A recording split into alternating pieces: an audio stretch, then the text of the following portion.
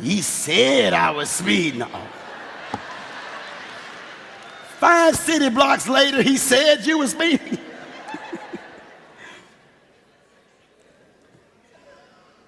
You're persecuted. You're put down. You're made fun of because you decide to live for Christ. It's kind of strange for a 15-year-old. It's kind of strange for an 18-year-old who wins or achieves a homecoming queen announcement, who gets a major scholarship, who becomes elected as a public figure in her school or his school, who becomes the all-star athlete. It's kind of odd for that person to celebrate the night after the game in church because he or she has been told where their help comes from. Now, the child, even though he knows, watch this now, y'all, there's a certain amount of outside pressure that says we all believe in God too. But what's wrong with having a little fun? And that becomes a very crucial question for young people, y'all. Because it is fun, it is social, it is okay. But I think what we have become afraid of is saying that God requires our first. Now, I know they didn't have church right after the game. That's not what I'm talking about. I'm talking about right after whatever you do, whether you go out to the Denny's or the IHOP, who says, tomorrow I am going to get up and thank God. That's becoming kind of rare. This was the pressure that these boys had to face. I want you to understand where they are. This was the pressure that Mary and Martha had to deal with. You have Jesus in your home. Martha, thank him. Mary, nurture him, feed him. Both of you can do both of it. We are all different. And when you decide to take a stand, the one thing that makes it different when you take a stand is you're going to be taking a stand. And usually when you take a stand, it means that there are some things that and some people that you ain't for. I know that's not good English, but I want to say that. There are some people and some things that you ain't for, and so you take a stand. Somebody decides, well, let's smoke, and you go, man, I don't want to smoke, and I don't even want to be around you smoking. So you take a stand, and so you're not invited to anything because you just took a stand. You understand that people drink. You drink, but you don't drink alcohol. Oh, it's getting real quiet again. Let me see. Let's go to Jeremiah. Forget that sermon. No, I can't. So you take a stand, and you wonder why you don't get invited to many things. It's because you took a stand. Somebody said, well, why can't we all just get along? It's real easy. Because we ain't all for the same things. When you take a stand, you discover that there are some consequences for taking your stand. Shadrach, Meshach, and Abednego, these 3 boys, say, we're not going to bow. And so the king, because now they're facing the furnace, the king says, fine. You'll have to suffer the consequences. But what I want you to know is that the king had people watching them. He didn't mean to have people watching them, but there are some people who watch you when you decide to do the right thing. Because everybody knows, okay, you smile a lot, you're cute, there's got to be something about you. There's got to be something about you. Just wait long enough, she'll mess up. Just wait long enough, he'll do something, and I'll tell you what. I can prove that he's not what you say he is. I can show you she ain't everything she's supposed to be. Thus,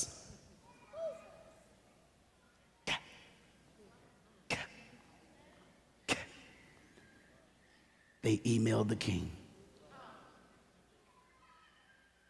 They tweeted the king. The king said, I want you to get these boys straight.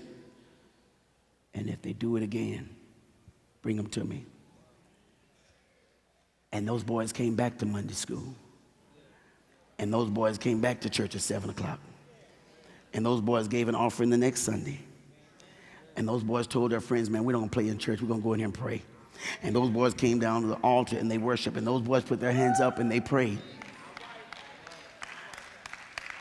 And the people that wanted them in their group said, we don't want them because they're too religious. We don't want them. They're too committed to God. And so they were rejected. They bowed down in the story in the Bible, and the king had them brought. And the king said, here's what I'm going to do. I'm going to put you in a fiery furnace. As a matter of fact, because you made me mad now, boys, I'm not just going to put you in the furnace. I'm going to make the furnace hotter than it was. In other words, most people burn in the furnace. We're going to make you disintegrate before you ever get in it. Matter of fact, turn it up 7 more times. And they turned it up. And then he said, now when you get in it, this is going to be so hot. Before you get in it, you're just going to pop. Horrible thought, I know. But that's how hot we're going to make it. Because you're not only worshiping my idol, you're being rebellious against me. Heat it up. When we put it in them, they'll pop. Don't worry about it. So now the king orders some guys to come down to put Shadrach, Meshach, and Abednego into the furnace. And these guys march down. Now, he wants the fire so hot that when they get to it and it opens, it's going to do what? What's the noise? Nuh-uh. You know when you were a kid and you plugged your record player into the wrong plug? And it went, and it got in your eyebrows. And the plug was black around it and you took it out before your mama came home. And you're sitting there with no eyebrows left. You have to be over 40 to get that, I'm sorry. The door's gonna open and what's gonna happen? Dry your neighbor off. That was kind of, it's not a good example. And so now, the men that are taking them down, the ones that are going to be responsible for making sure that these boys die, when they get to the door, because it's so hot, when they open up the furnace, what happens to them? The Bible says that the workers burned before Shadrach, Meshach, and Abednego burned. Here's my point. The people that are trying to escort you into your failure,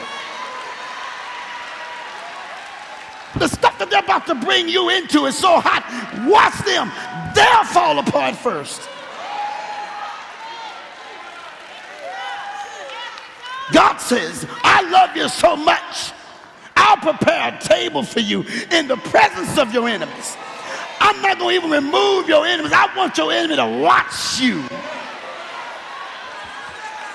Since they watch you praise me, y'all missing this whole thing. I want them to watch you get blessed. You can't hide your blessing because what I'm about to do is going to be so big, you can't cover it up. Now, I'm having a problem with this, Pastor Rush, because it looks like if these boys were on their way to the furnace and the guards that took them down, if the guards burned, then how did Shadrach, Meshach, and Abednego get into the furnace? They did what people of faith do. They walked themselves in. You know you bad when your enemy can't even escort you. You trust God so much, you say, there's got to be something for me in this furnace.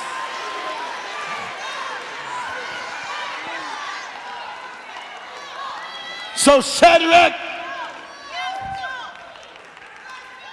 said, Meshach, Abednego, go on down. Meshach and Abednego walk in. What are you going to do? Shadrach, I'm going to close the door. And these boys walk into a furnace, but in that furnace, somebody gives somebody a high five and says, there's a blessing.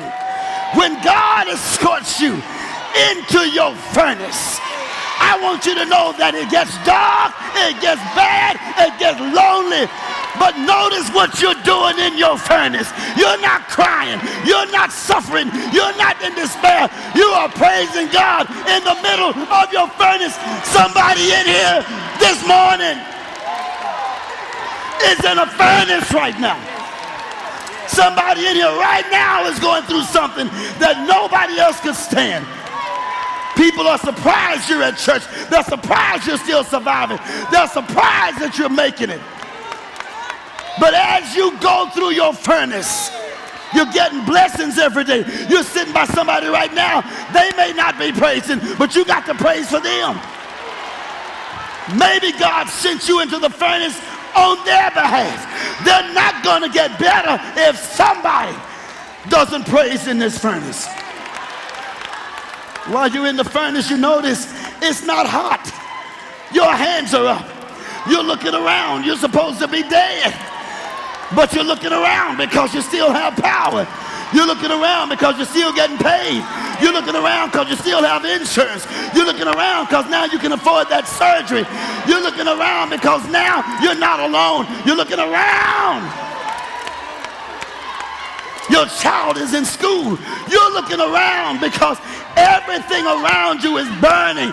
But God is keeping you cool. Tell somebody, I got to keep my cool.